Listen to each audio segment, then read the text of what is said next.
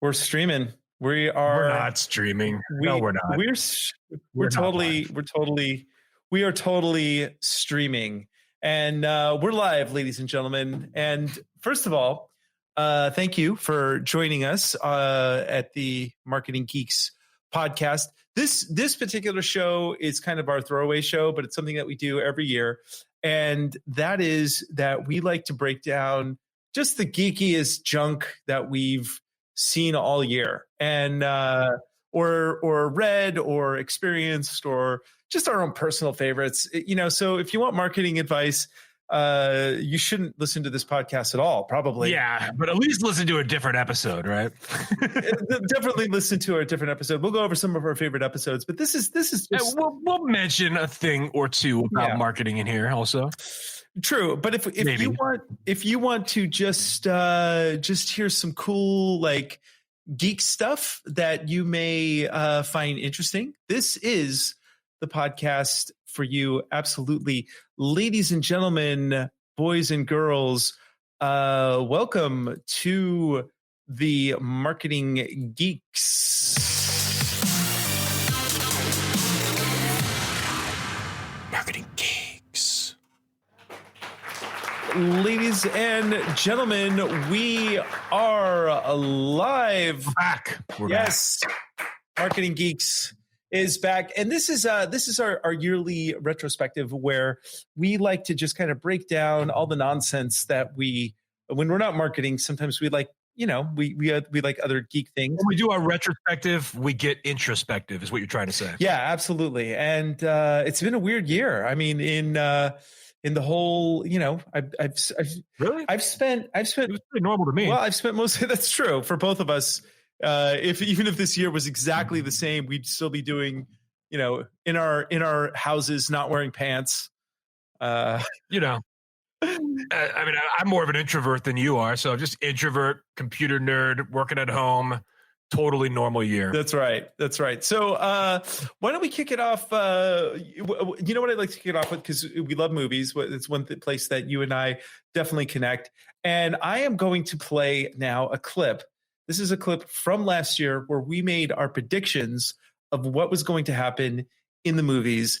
And some of it was quite accurate, and others not so much. So just to give you an idea of how life has changed for everybody. This is what we were talking about last year. This is from episode 88, exactly 1 year ago today when we posted it. So here we go. We've seen how bad the movies look in 2020, so it's going to be kind of a difficult one to pick. But what's going to be the top earner in the box office? Is it going to be that big of a top earner? The top earner is probably going to be The Eternals, which will come out at the end of the year. It's the new Marvel movie, the beginning of Phase 4. So I predict that The Eternals is going to crush it. I don't think Black Widow is going to do extremely well, but it's going to do well. I mean, for a movie, but I think it's going to do like Captain Marvel numbers. But I looked over all the movies that were coming out for 2020, like the big tentpole films. And I have to tell you, I am not excited. I predict that this year will be the year that will that people will look back on as like that was near the beginning of the end for the cinema experience.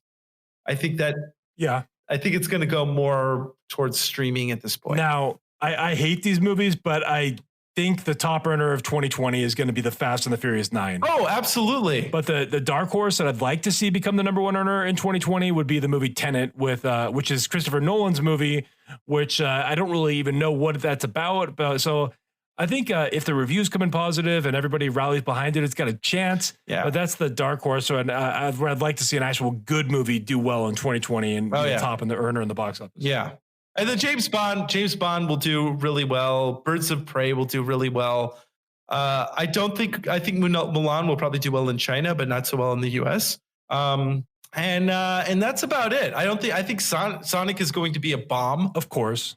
Okay, but here's the big one. Are you ready? Yeah. At the very end of the year, I think James Cameron is going to re-release Avatar to get back his standing as the number one movie of all time box office, as long as Disney lets him. Oh man, it'll actually be really easy for him to get that. I mean, he actually just did an interview recently where he said it's a virtual certainty that Avatar will regain status as the number one movie of all time if it gets granted a re-release, which is likely, considering that Avatar 1 didn't come out. It came out in 2009, and the sequel doesn't come out until 2021.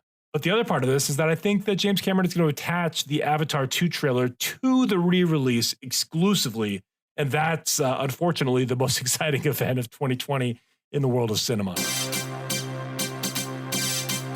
Okay, so your prediction was that Fast and the Furious was going to be the top earner this year. Well, to be fair, I mean, in a parallel universe, it was the top earner in 2020 in the universe where, COVID didn't quite make it over to the US. But I will tell you this.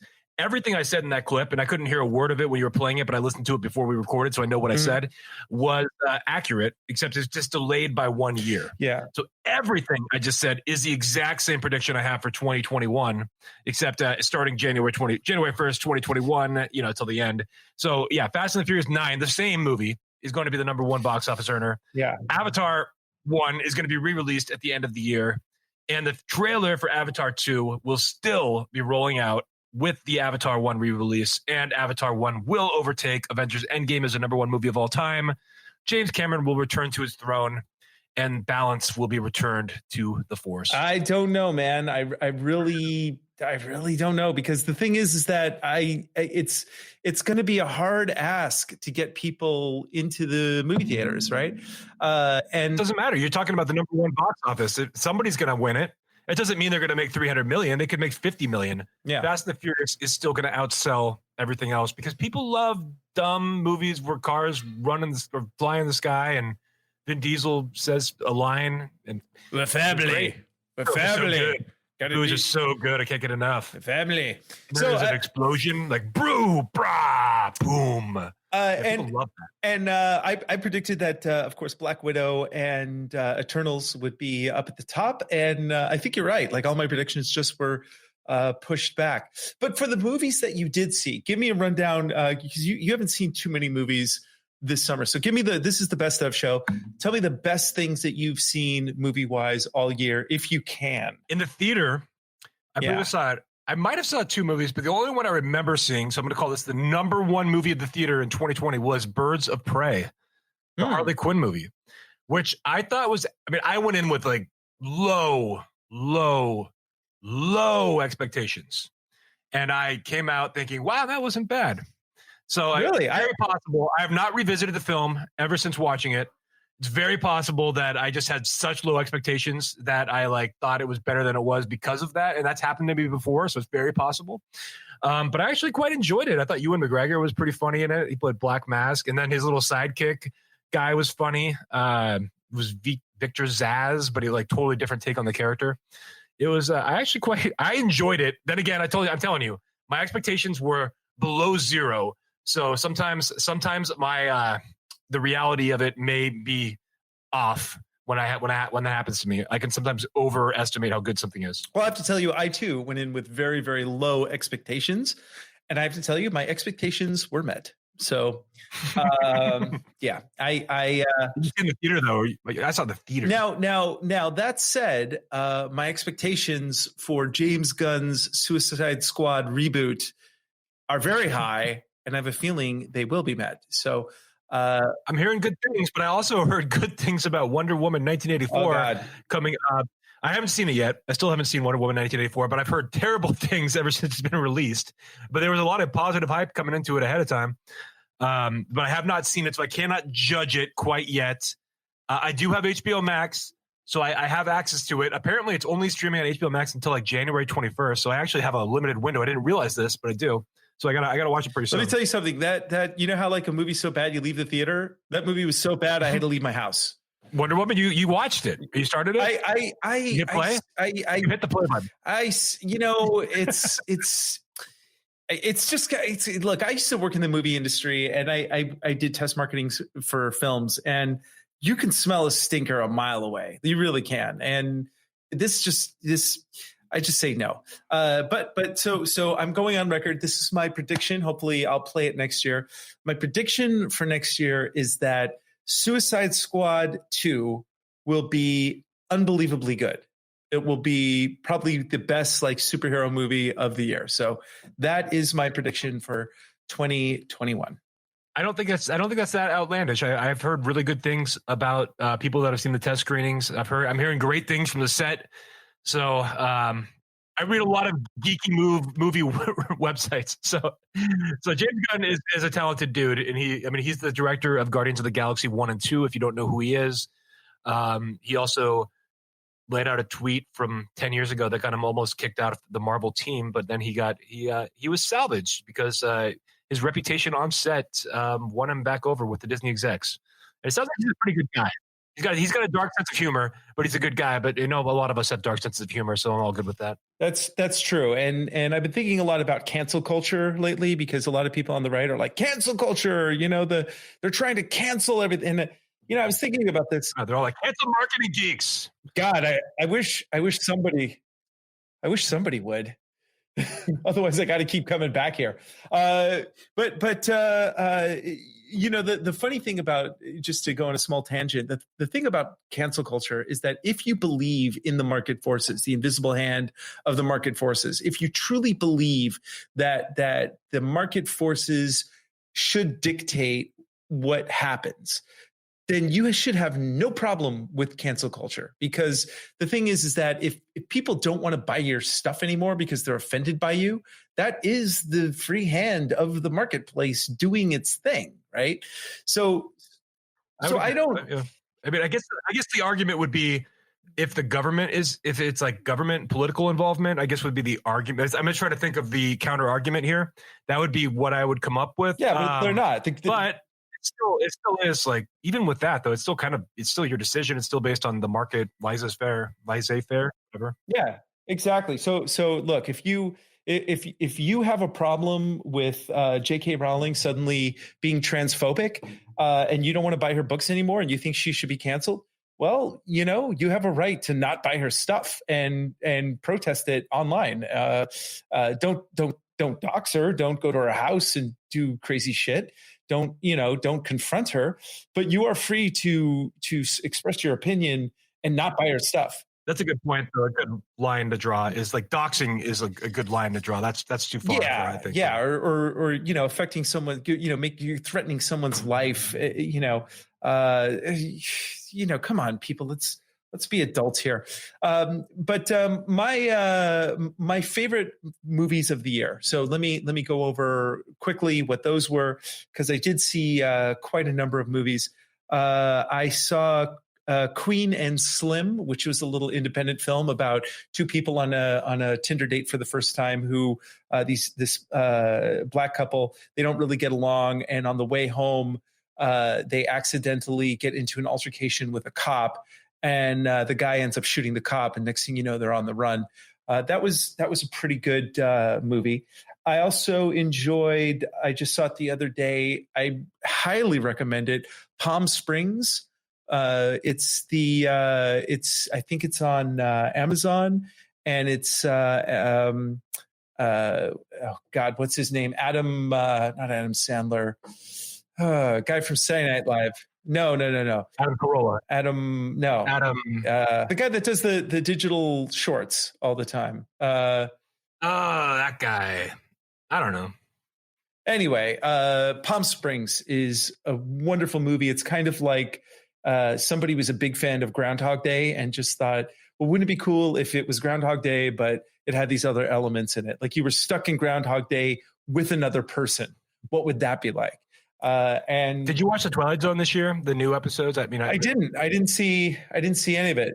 One of them was like a Groundhog Day redo where it's I don't want to give too much away, but Topher Grace, I think it was Topher Grace is the guy. It's actually, that episode was probably one of the better ones. I've heard a lot of people hating on the second season of Twilight Zone. I enjoyed a few of them. I think some of them were bad, some of them were good, but that one was actually kind of funny because it was like a little bit of a dark take on Groundhog Day. Well, I'll definitely see it. I want to find out your television takes. Yeah, well, I got more movies too. So I got a few more. Okay. Other movies that I thought were outstanding this year. Let me think. Josh Takell's movie, who was a guest on our show. He came out with a new film called Kiss the Ground. Got to plug that. Yeah, it hit Netflix. It hit Netflix. That's a big deal. Hitting Netflix is a big deal. Yeah, it's a really good documentary. Of course, The Social Dilemma, which I thought was incredibly impactful.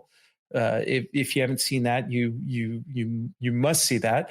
I saw, even though it came out a few years ago, I think, The China Hustle, based on your recommendation.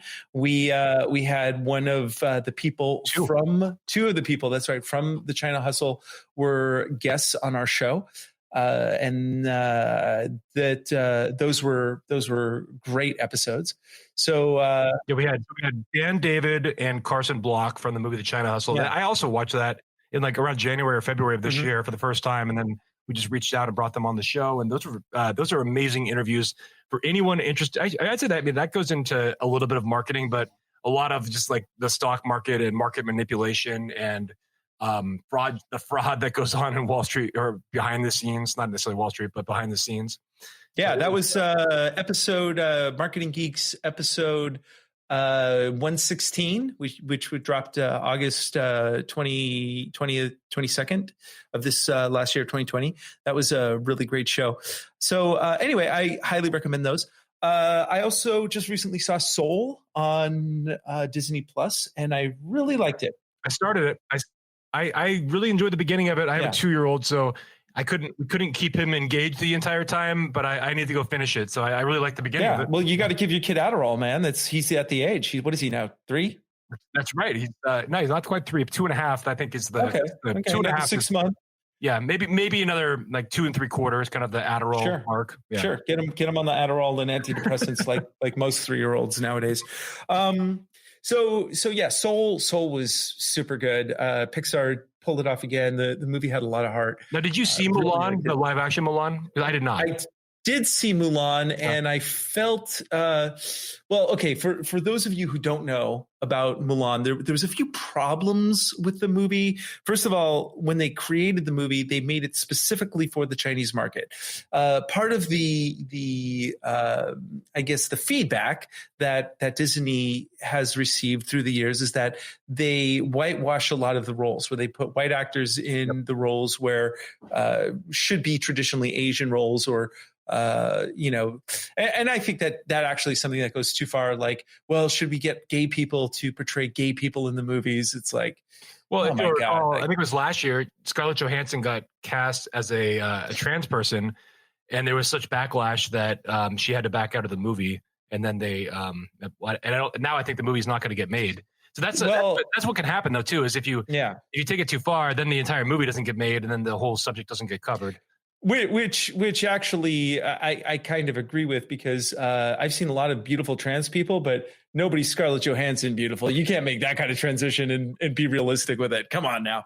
But I as far as Mulan goes, it was made for the Chinese market. They did use like famous Chinese actors, but the trouble is it was right around the time that China was taking over Hong Kong, and it was also during the time when they found out that the place that they were filming it was where there was a lot of concentration camps for Muslim Uyghurs. And it became a bit of a sticky issue. So, and then of course the people in China rejected the film outright as well. And the actress, came out in support of the Chinese government, the People's Republic of China. Yes. So she came out in support of China. And then that created a whole conflict with all the Hong Kong protesters. So yeah, it was really bad timing. Yeah, bad timing all around. And then they also Disney wanted to experiment by charging extra for the movie. So it was a disaster all the way around. The movie itself, not bad. Just objectively, it was okay. I heard this is how it was described in a review I read. It was like everything the animated movie was, except minus the fun and the music. Yeah. It was kind of like Crouching Tiger, Hidden Dragon light, Anyway, it was minus everything that makes it good. It's Mulan 2.0 minus all the good stuff. Yeah. So I did not put that on my list. As far as I did see a movie that came out last year, Peanut Butter Falcon with with Shia LaBeouf was super good. Absolutely loved that movie. And I finally saw Train to Busan, which is a fantastic zombie picture if you've never seen it. And another movie that I've really loved is a foreign film called Woman at War, which is about a woman who lives in a small village in Iceland, and she goes to war with a giant corporation that wants to build power lines through this pristine land. I thought that was really a great movie. So is it a ripoff of Aaron Brockovich, though? No, it is not. Okay, just checking. It's the overall I don't know. I did see something. It's hard now because movies and TV shows are kind of blending, as I said in my little clip, the death of the movie industry, which I was correct on. But some of the best stuff I've seen were actually just like TV shows and series.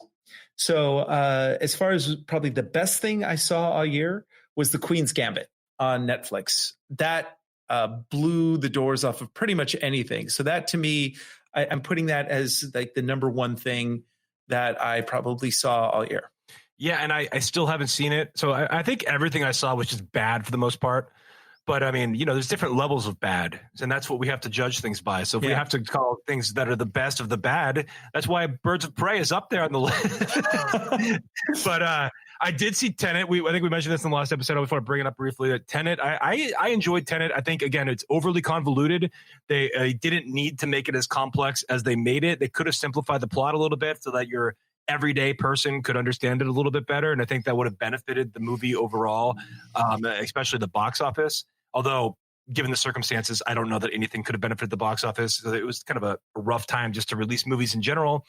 I think the thing with Tenet, though, is I think they're going to try to re-release it. And I think it's going to fail again just because it's already been released now. Most people have had a chance to see it. I don't think people care that much whether they see it in the theater or not in the theater, even though it's filmed. A good chunk of it's filmed with IMAX cameras, so it's designed for a theatrical experience. I still think there's not enough of a demand to go see it again. So I don't see that succeeding, even if they re-release it. The other movies I saw are a bunch of crap, including Escape Room, which was entertaining crap. I saw Ready or Not. Now this one is good. I love that movie. That was actually I did. This is the one where the one with the girl from The Babysitter, who she gets married, and then there's like this family tradition where they have to play a board game the night a new family member enters the family, and if they draw hide and seek, then they get hunted, played for life or death. Yeah, it was entertaining. Yeah, it was definitely a fun movie. I really enjoyed it. And as far as like good like thrillers, it was fun. It was a lot of fun. I really enjoyed that movie. I highly recommend it. Ready or Not. I mean, overall though, it's like I hope that COVID does one thing, which is making people realize that an over the top giant movie, just because it's over the top and giant, doesn't necessarily make it good. It really comes down to the story. Tenet, I think, was an interesting. Andros, you're so wrong. You're so wrong. Just watch what Fast and the Furious does. Of course. I promise you there will be no story involved in that movie. I promise you. Oh, there'll be a story. It'll be about, crossing the line with the family. It'll be about family. Family. But interesting note about Tenet. One of the very interesting things about it is that in one sequence, I'm not giving away anything, but in one sequence, there's a giant plane, a 747, that runs into a building and blows up. And initially, they were going to do the whole thing in CG, but apparently Christopher Nolan found that it would be too expensive and it would be cheaper to actually get a plane and run it into a building and blow it up than it would be to create the sequence in CG. So for that, the practical effects are still awesome. And then a couple of throwback movies that I watched and I really liked. I showed my kid Gremlins. He was old enough finally to see Gremlins, which to me is the second greatest Christmas movie of all time. next to Die Hard. Behind Batman Returns. That's right. So that was fun. Just, I've been going back and I'm showing my son certain movies that I grew up with, like Midnight Cowboy, things like that. Have you ever seen Midnight Cowboy? I have not. I've not seen Midnight Cowboy. Is that Travolta, right? No, it's John Voight and what is that? Urban Cowboy Travolta? Is that the one? That's the one. Okay. I haven't seen either one. That's the one. So I guess I should. Midnight Cowboy's on my list. Maybe. Yeah. Let's talk TV though, because I do have some TV. Yeah. So Queen's Gambit was it for me. Handmaid's Tale. We didn't get another episode of Handmaid's Tale, but still a great show that was still on the top of my list. And then as far as any other series or movie, I can't even think, man. There's nothing really like there's so many things that are good and then they just die off. But the one thing that really stuck out to me, and I think it's one of the best experiences I had all year. Tell me. The Boys. The Boys knocked it out of the park. And one of the reasons you haven't seen it, no, I haven't seen it. It's so good. It is so good. And one of the reasons why is because with a lot of shows, and this is what happened to me with Westworld. Westworld was great, but like season 2 and even season 3, it was just a little too long. Like they could have trimmed out 4 episodes and I would have been fine with it. The Boys was 8 episodes and there was no fat. They could have dragged it out to 13 episodes. 8 episodes, very tight. The writing was stellar. I love the characters. I love the premise. So you need to see The Boys, man, because you would love it. It is honestly the best thing out I've seen all year. Ever. Yeah, I need to see that. For me, Better Call Saul, number 1. I love Better Call Saul. So this was season 5 or 6. I don't even remember. But they have one more season left. So the next season is the end of the show. I loved it. I don't know what the situation is with filming and COVID and all that, so I don't know when it's going to come out. But I loved it. Awesome show. I have watched 0 Mandalorian, and I don't even care to watch it because I'm just tired of all that crap right now. Mm-hmm. The other one I like was Dark season 3. So I'm a huge fan of the Dark series. Dark season 3, mostly, it wasn't the masterpiece that I was hoping for the whole thing to come together and be, but it was pretty damn good. So the whole 3-season arc of Dark, I like that, was awesome. I highly recommend that show on Netflix. It's a German show, so it's in German. You can watch it with subtitles, or you can watch very badly dubbed English audio, which I watched the bad English dubbed audio. I survived it. It's your pick your poison, but it's a really well written show, and I quite enjoyed it. It's pretty high level. I'm trying to, and then I watched, with the 2-year-old, we watched Camp Cretaceous, Jurassic World or whatever. Mm-hmm. That was actually pretty decent. It's like 8 episodes. It's CGI on Netflix. It just came out at the end of the year. I think season 2 is already rolling out like in a couple weeks. So that was okay. And then like Word Party season 3, awesome, just awesome. Word Party. Word Party. So if you have 2-year-olds, that's what you watch. You watch a lot of stuff. Did you read any books? Any books this year that you read? I don't remember. I can't even remember. That's how good they are.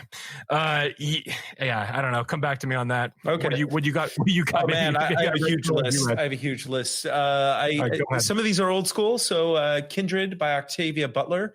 About a woman who wakes up and she's a Black woman, and she wakes up and she's in the South 150 years ago, and she lives on a plantation, and she has to figure out a way to get back. And she gets transferred over with her husband, who's white, and it's a classic book. I read The Hobbit to my son, who loved it, which is good. I reread that. Read one of my dad's books that I haven't read before, a book called Venus Plus X, which is about a guy who wakes up in a utopia and what his views are on this utopia and how they deal with him. And that was pretty good. Also by my dad, I wrote Theodore Sturgeon. I read a book called Some of Your Blood, which allegedly was the inspiration for Silence of the Lambs, about a guy who's convinced that he's a vampire, but he's really a serial killer. I read the Dark Tower series by Stephen King, all 7 books, which very entertaining, not great, but definitely entertaining.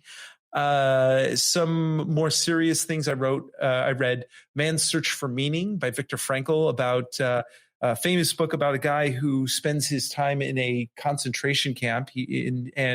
While he was there, he's a psychologist, and he kind of made his thesis around how people deal with stress when they're in a situation like that. I need to reread. I read that like 2010. I need to reread that one. It's amazing. And directly on the heels of that, I read Milton Mayer's book, They Thought They Were Free, which was about a guy who during and just after the war, he was a journalist who interviewed people who were in the Nazi party and tried to figure out why they became Nazis. And they're just normal people. And that is really interesting, because if you wonder like how people convert into fascism, how they turn themselves over to fascism, this really explains it. And it's not as simple as you may think.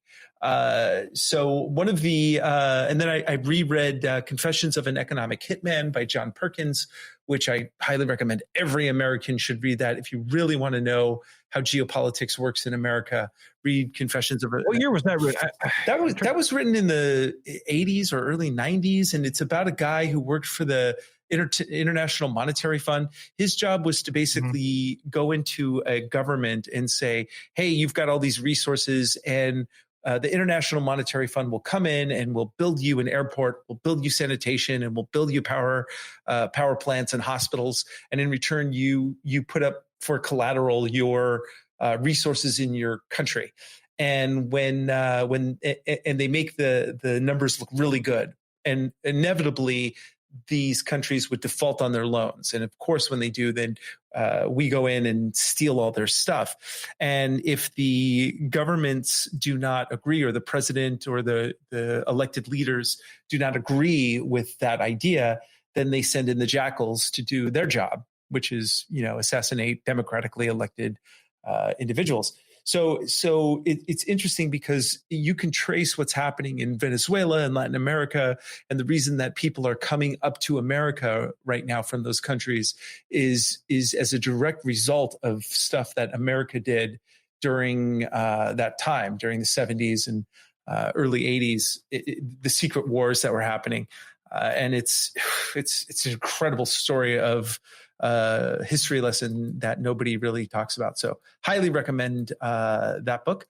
I also came across something really interesting. This is in the, I subscribe to the Audible all you can listen, books on audio. And Alien 3 was, there was a draft of Alien 3 that was written by William Gibson, and they did an audio version of it with the original cast. And it is the Alien 3 that we should have had. Because the one thing that William Gibson introduced, which I think was missing from the Alien universe, is that, everybody works for the company in the Alien universe, like the whole, no matter where you are, you work for the company, which I guess ultimately is Amazon or Disney or both. They just merge. And so it gets into like who's fighting that. So it gets into the rebel forces that are actually trying to fight the company, and both of them want to get a hold of the alien embryos so they can use it as a weapon. And of course, it goes sideways. But I really enjoy that. And then there's a series of science fiction books called We Are Legion, Dennis E. Taylor, also known as the Bobbyverse Quartet. Great book. And I am currently finishing a new book, just came out this year, and it is called The Vanished Birds by Simon Jimenez. And it's a sci-fi book, probably one of the better things I've read this year. So that's my reading list. And then in between, I had a whole bunch of other stuff that I read and listened to, and some stuff I'll give my full review later. Nice.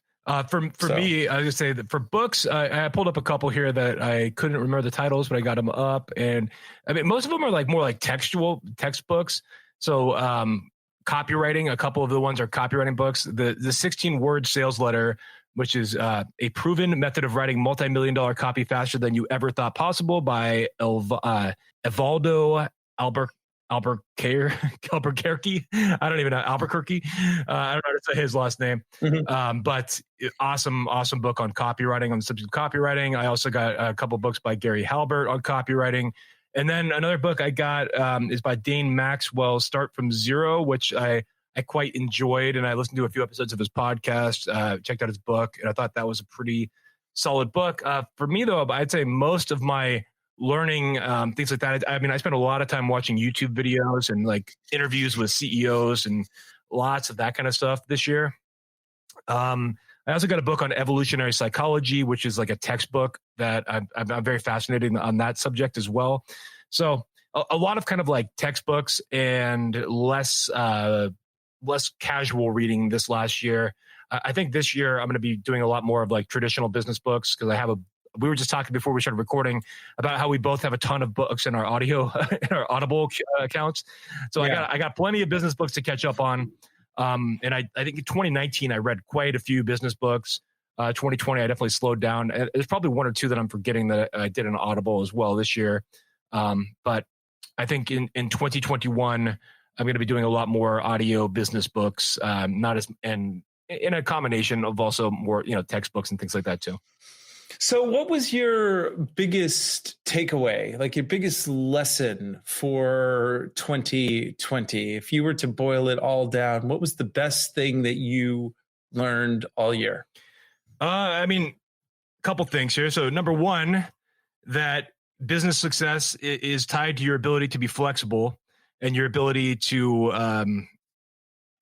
flexibility and adaptability are really important for business. I mean, we've watched companies like in the restaurant industry, for instance, or the travel industry, the ones that were flexible and adaptable are the ones that are still thriving, or they're at least they're still surviving. They're going to survive this. They're going to weather the storm, and they'll be positioned to dominate when everything comes back, because they'll be the ones that have everything kind of in order. They'll have the reputation and all that. And some of the businesses have gone under, and there's a lot of people that are buying businesses that are down and out right now. And that's part of capitalism. The other thing I would say is just, why don't you do one and I'll come back to my second one, because I had something else I'm trying to remember exactly. Yeah, I mean, pivoting, being flexible, and I mentioned this in the last episode, is that at the beginning of the year, I had some clients that were like, okay, this is our plan for the year, and I helped them like strategize the whole thing, and then we immediately had to throw that whole thing out the window, and rather than being reactive to what was going on, we became, I grabbed the flag and became proactive, where we just created content, did more live streaming stuff, made things happen. And, that was really it. And I think that the biggest takeaway for me also in general was that I think that people in general are very tired of the system, the way that it runs right now, the whole system. And I think that we are potentially ready to stop being so selfish and start looking at one another and being more inclusive, because we have seen what the full breadth of unrestrained capitalism looks like. And it's not good. It's harmful. And the truth is that if we had some sort of, especially in America, if we had some sort of national healthcare system, we wouldn't have the problems we're having right now. And here in the Netherlands, the economy is we've had some hard lockdowns. We're in the middle of a hard lockdown right now, but overall, people are okay with it. And the economy's been pretty good, and things have been rolling along limping along a little bit, but it's nothing like other countries. So that's been an eye opener. On that economic note, one of the other things I learned is that the stock market is not connected to the economy. That's bananas. The health of the stock market is unconnected to the health of the economy, as we learned from March till now. Because we went into one of the worst GDP quarters in history. If it wasn't, what was it, like negative 40% or something like bananas? Yeah. And the market was going up.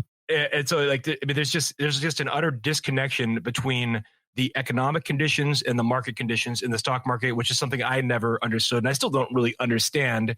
But there's no denying that was the case this year, because if you just watch the market, the market is up for the year. Our stock market is up from 2020 at the beginning to the end. That alone is insane. That's not reality. That's, and then beyond, that just is crazy. And then beyond that, I learned that I have perfect stock market and crypto investing instincts, but they're backwards. That's right. So you need to tell me what you plan to invest in, and I will make sure not to invest in that. So I actually got up to 0.6 Bitcoin, and I sold it last week at 28,000, which actually did pretty well. So I actually made about 200% profit. But today, as we're recording this, it's 36,000. If I had held it for 5 more days, I would have made an extra $6,000, because I also had some Ethereum. So with all of it, I cost myself $6,000 by not holding it for 5 days. And what's Bitcoin up to right now? 36,000. No way, really? Yeah, it's more than, what is that? So that's almost doubled its previous all-time high. So its previous all-time high was 19,700. Coming into that was back in 17, I think December 2017, and then right now it's doubled that. So so I sold it. I sold it 28,000. I made a nice little profit. It was against a lot of people. I was being recommended not to do it, and I trusted my perfect instincts, and I was wrong. However, you never know. I might be right. Maybe it crashes later on, and then I'm like, aha. At least I got out of 28 suckers. Anything else to wrap up your best of 2020? No, not really. I think that's about it. I also failed with Airbnb. I bought their IPO. The thing crashed. Then I came back to even, and I sold it. Pretty much broke. I think I ended up losing $50 on it. And then if I had held on to that one also, then that thing also went up. I would have made a couple of $1,000s there also. So I made a few badly timed decisions in the stock market, but overall I actually made money this year, which is pretty good. But I think it was hard to lose money this year, because everything, if you bought toward the bottom, everybody that did that made money. So even when you make horrible stock investing decisions, sometimes you can still make money. That's a good lesson right there. Yeah, it's just a gamble though, and I've never been comfortable with that, and I don't know. I'm the worst. I'm the worst. I'm just too impulsive. I get into I'm I'm gonna hold Bitcoin forever. Nothing's gonna make me sell, and then 2 days later, I'm I'm selling it all. I'm selling it all. Well, the next episode of Marketing Geeks, I just want to give a little plug. We actually have the guy who is the CEO of an audio deepfake company, and he was the one who put the company together, and they used that technology for the new episode of Mandalorian with young. Oh, and what? Who? Yeah. Why is he in there? I don't know, man. Ask me if I care. My gosh, is that some kind of a spoiler? I grew up on Star Wars. I loved it. I already had it spoiled for me before that, but I haven't even seen. I've seen one episode of season 1, and I told you, I will not watch it ever again, because that show is made to sell toys, and I don't watch things that are made to sell toys unless they're unless it's Word Party. It does. Ladies and gentlemen, we are the Marketing Geeks, and thank you again for being part of the show. We will continue our regularly scheduled program in the next. Make sure to buy our toys. Make sure to buy our Marketing Geeks action figures.